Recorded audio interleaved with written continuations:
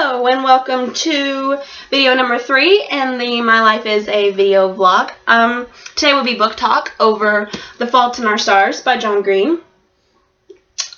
This is my favorite book and written by one of my favorite authors. I'm very much a big fan of John Green.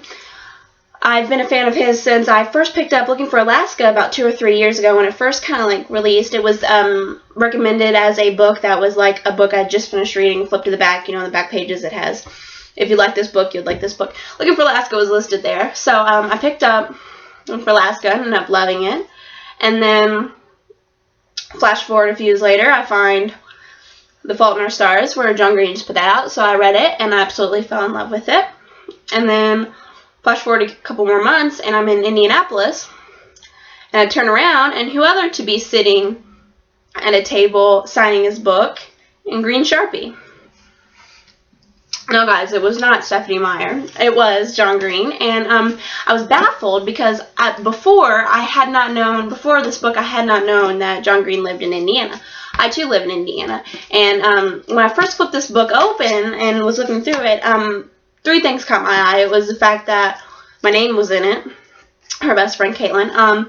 The fact that it had the name Hazel as a main character. I'd also been writing a book at the time when I picked this up, whose main character's name was Hazel. And then the fact that he was saying, the typical Hoosier kid, and they were in Indianapolis, and the fact that they've mentioned Bloomington in here, too, and Indiana University. So,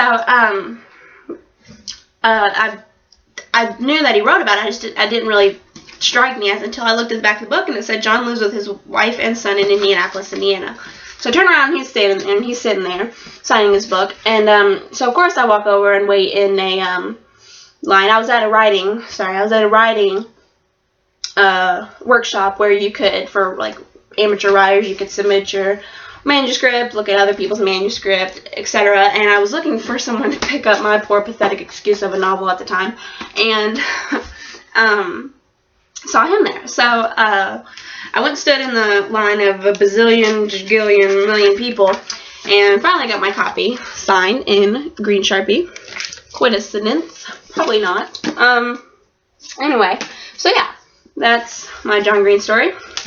He's always been a really good, huge inspiration for me, and he's a great, fantastic author. So, yeah. So, recently, before I decided to do a video vlog, I was on John Green's channel, and I came across a video where he talked about The Fault in Our Stars casting, and I'd already known it. The movie rights had been sold. I just didn't think, it'd be in production so fast.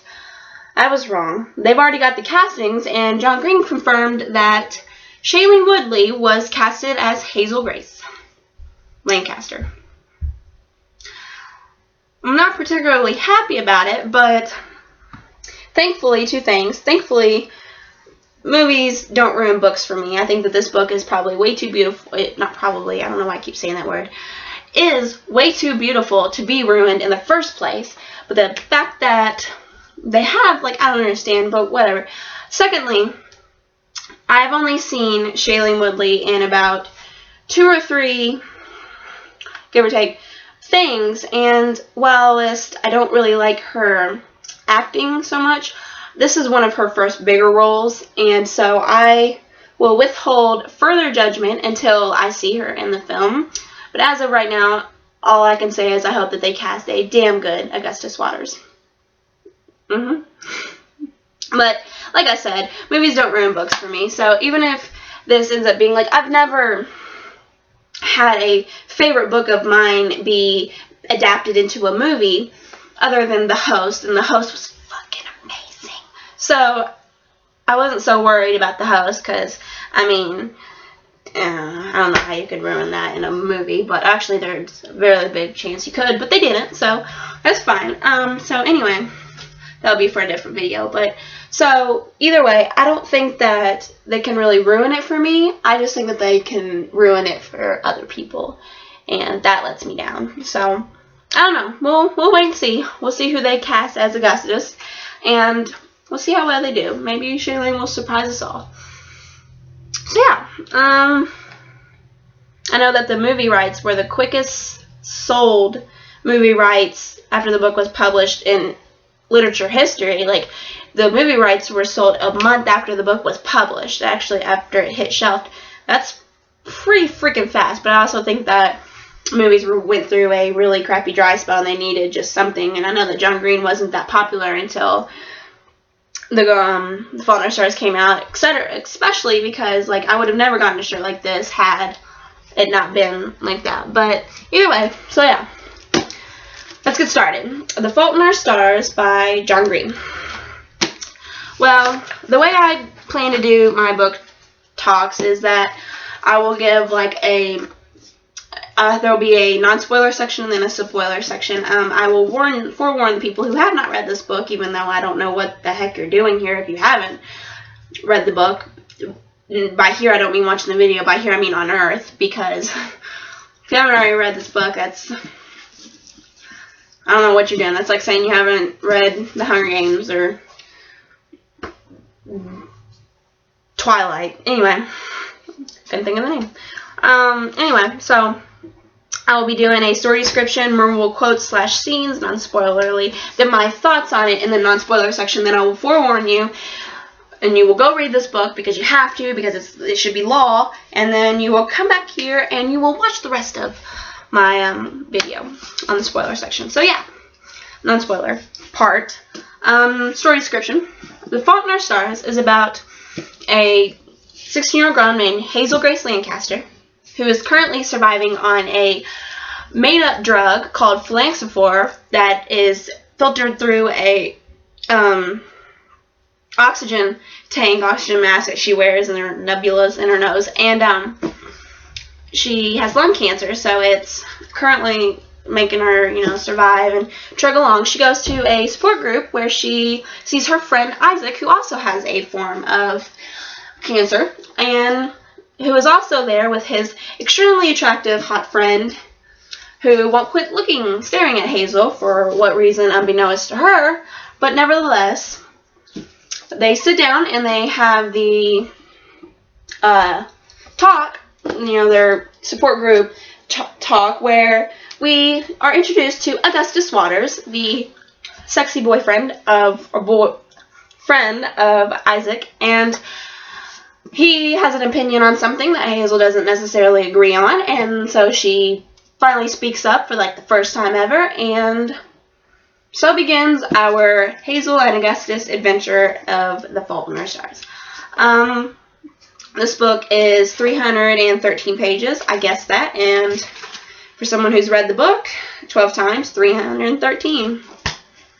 Just kidding. I've actually tried recording this book talk about 313 times, so yeah, got it memorized. Anyway, so the book is that long, and it's about their journey together. Their journey is falling in love. It's not a cancer book. It's a book about cancer, which plays into a really great metaphor later on. So yeah. What else? Memorable scenes, or memorable quotes. One of my favorite, this isn't really spoilerly considering it has nothing to do with the book, it's just a great scene. There's a scene in here where Hazel has a swing set, and she's not necessarily happy about it, and she sees it outside, and she's crying, and she notifies Augustus about it, and so in the book, he comes over, and then they plan to sell the swing set on Craigslist. And so they talk about it, and they're thinking of the ad, and she writes, desperately lonely swing set needs loving home. Lonely, vaguely pedophilic swing set seeks the butts of children, I said. He laughed. That's why. Why? What? That's why I like you. Do you realize how rare it is to come across a hot girl who creates an adjectival version of the word pedophile? You are so busy being you that you have no idea how utterly unprecedent you are.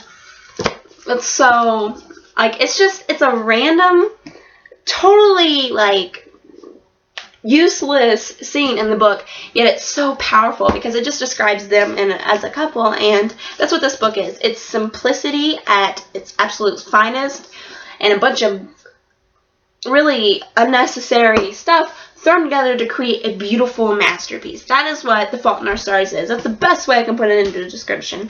But either way, that's a great scene. There are plenty more, but I can't necessarily talk about them in this section because it is non-spoilery. My thoughts on it, as far as not spoiling it for you, I think it's beautifully written in such a simple, stunning way that it's almost impossible that you're actually reading a book about a deadly, destructive, tragic disease. And no, I did not just read that off something else. I read that from my own notes. Obviously, I took incredible notes. So that's what this book means to me. It's the fact that it's written in such a beautiful, amazing book that it's almost unfathomable that it's a book about cancer. It's a book about death. It's a book about a disease that takes the lives of, like, often younger kids, and it's beautiful and it's crazy. So yeah, I'm not really good at the whole not giving it away. So if you have not read it, please leave, and when you come back, watch the rest of this, and then tell me what you think in the comments below. So see you later. If you have not read it, go read it. It looks like this. So yeah. Bye. Alright, spoiler alert. I should probably put that in a bold line, but anyway. So the simplicity of the magic of The Fault in Our Stars and the raw feeling these characters portray is absolutely stunning in such a sense that you couldn't ever believe nor be explained until you have read the book itself. That is exactly how I could put it. When I tried filming this 313 times yesterday and then earlier today, that is what I said in the actual video without even thinking about it. And then I was like, wow, that was good. I need to write that down because I will not remember it later on when I actually get this right. So cue this one. So yeah, the simplicity of just The Fault in Our Stars' magical ability to grip you in, and the raw feeling these characters portray is just absolutely beautiful. And it's in such a sense that you couldn't ever believe nor be explained it until you have read it yourself. What I think about John Green as an author is that he has this remarkable talent from separating himself from a character. This is a 35, 38, I don't know how old you are, John Green, but you're pretty, adult, older man, writing from the perspective of a 16-year-old girl with cancer. That's like asking, bold headline, this book is going to suck. And it didn't. It didn't suck. It didn't sink. It swam in the beautiful oceans of amazingness. And so I just feel like he has this amazing ability, uncanny ability to take himself out of a character, give it life, and then while also bringing it to life. Like, just not... He can write a character so well. And I applaud him for that. And then John Green creates feeling in a reader that is just impeccable. It's amazing. I've never ever cried at a book. I've never ever really felt utterly heart-wrenched at a book until I read The Fault in Our Stars. First book ever to make me set down the book, cry like a baby, ask for chocolate, and go through like 70 boxes of tissues. Not really, more like 69. Anyway, and then above all, though, in a book that is about death and cancer and dying and has like the absolute raw feeling of it, John Green knows humor better than anyone else I know either.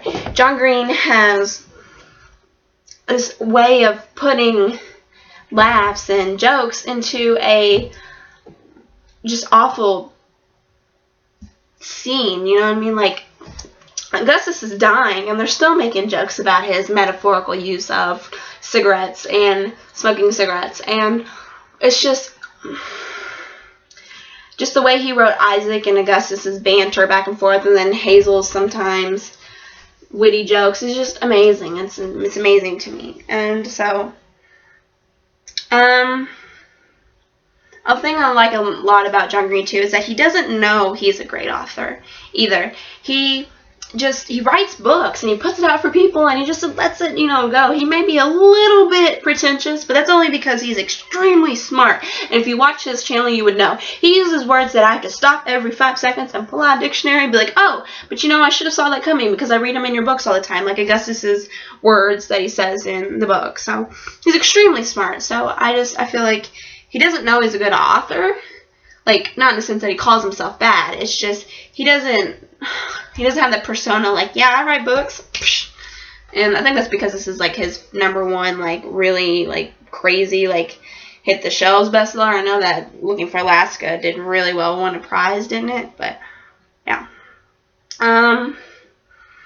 So the book itself, I want to start off with the bad, because there's only one bad thing I can say about this book. Not even bad, just not particularly like about this book. And then the rest is just, like I've already said. Obviously, it's clear to you watching this that I absolutely love John Green. And I absolutely love this book. This book is, like I said, my favorite book. It's absolutely stunning to me. But not every book is perfect. Not every book's perfect. And you know what makes it perfect is the fact that it isn't, that it has flaws. And there's only one I can really think of, and that's just a personality flaw with me. It's my own thing. So you might not think this, and that's exactly why it's perfect to you. You may think that there's something else wrong with it that I don't agree with, but that's the beauty of writing. So anyway, the bad, Augustus Waters is the most pretentious.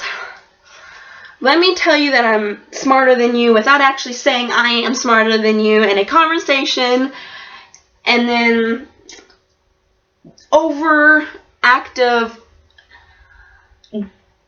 underactive, non-common sense character developed I've ever read in my entire life. And this is going to sound bad, but Augustus Water is John Green in another sick, amputated body. That is how I feel. I feel like John Green wrote himself in with cancer and an amputated leg. And while that's not bad, that's about it as far as what rubs me the wrong way. But I feel like Augustus, he doesn't really have common sense he has common sense, but he doesn't really know what to do in like an emergency situation, even though he lives in emergency situations. Yet he's not demanding and he's not brooding like a lot of teenage boys. And I know that that's because, he has cancer and all that, and he has time to be brooding and angry, but he's not forceful. And I feel like if you're on the brink of death, you need to be forceful. You need to shove your way into life. Shove your way through the rest of your life. And my flaw is that, and when I read young adult, the boys that I particularly like, the boy characters, are the bad guy, Noah Shaw from Mara Dyer series, Jace from City of Bones, things such as that. It's Holder from Hopeless. If you haven't read that book, I'm doing a book talk about that. But it's the bad boy who gets his way. He does it without care, and he just doesn't show his emotions, I guess you would say. Tough guy. And Augustus was just a quiet guy. And Augustus is just the talk a lot, sit back some, don't understand what's going on kind of person. And he's pretentious and whatever. That's just, I feel bad because how can you dog on a dead guy, The good, the writing itself, and to narrow down 1,000 ways I could put this beautiful writing. I could give you more than 1,000, but 1,000 off the top of my head reasons as to why the writing in this was absolutely superb. I will narrow down 1,000 to 5. 5 key things that made this book the absolute greatest. Number 1, I gotta find it because it's written like 43600. Yeah. Number 1 was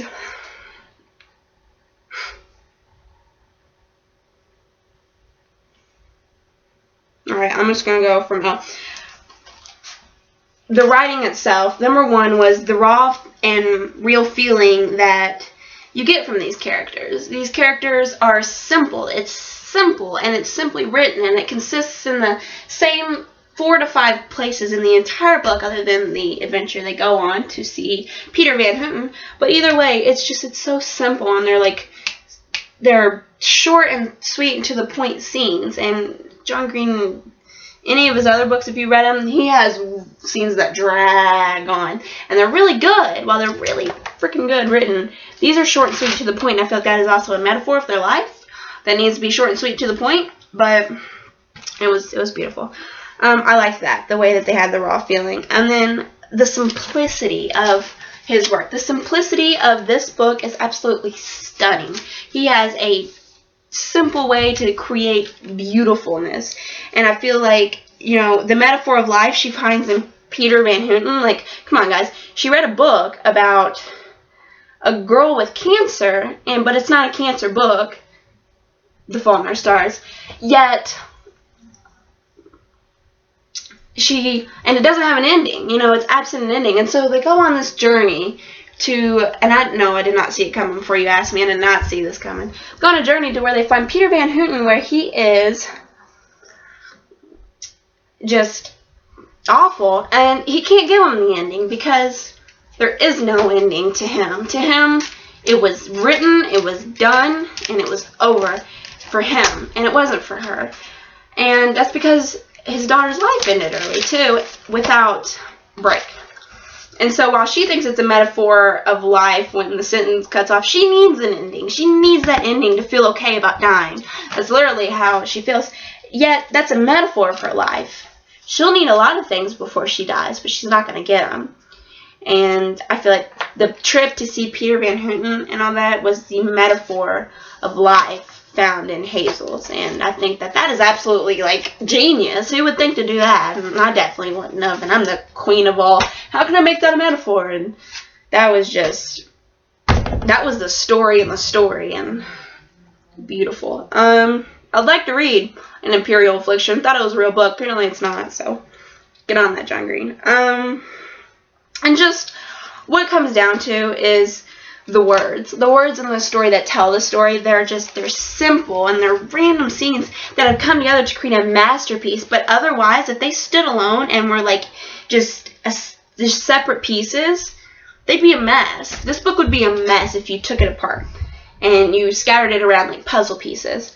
You would look at that in any book, yeah, but you wouldn't be able to put a story together with that. But John Green is the one person that can come in and find a scattered mess of puzzle pieces and create a story from it, because it's so simple but it's so beautiful. I feel like The Fault in Our Stars, you tear it apart, you put it in puzzle pieces, it's a mess. John Green comes in and puts it right back together, it is a masterpiece. And I feel like that is his writing in a nutshell. Randomness, simplicity, a mess thrown together to create one of the best masterpieces. And those are the great kind of people. Those are the best kind of people to me. The people who can create a bad thing into something remarkable, cancer into love, metaphors into wrongly books into the metaphor of life, and I'm speechless. I don't know how else to put an inexplainable book of amazingness into words. So I guess that's all I got. And if you have any recommendations, if you have any amazing comments, or if you want to, just tell me what you think about The Fault in Our Stars, do a video response. I'd love to watch it. I'm all for watching other people's. You can, if you have a recommendation, a video idea, anything, you just comment or inbox me. I'll leave my social media websites. And if you have not, and you stayed till the end, even though you just got spoiled, The Fault in Our Stars, go read it again. I had to wait a good year after I read the book, actually a year and a half, after reading the book to review it, or else I would have been crying on camera. And I'm actually close to crying. Just think about Augustus. I may have not liked him, contrary to what you guys might believe. I may have not really liked Augustus, but that's probably one of the best written deaths I've ever encountered in a book, ever. No death has ever been that beautifully written to me. And that's what makes this book a genius. So 25 minutes later, if you're still with me, thank you for staying. Thank you for being with me. And my name's Caitlin. This is My Life is a Notebook. Next time we'll be reviewing probably The Probability of Miracles. We'll see. Maybe City of Bones. I have to sit down and think. Maybe, no, The Unbecoming of Mary Dyer. I think that was what I planned next. Either way, I'll see you guys later. My name's Caitlin. My Life is a Notebook. See you next time. Bye.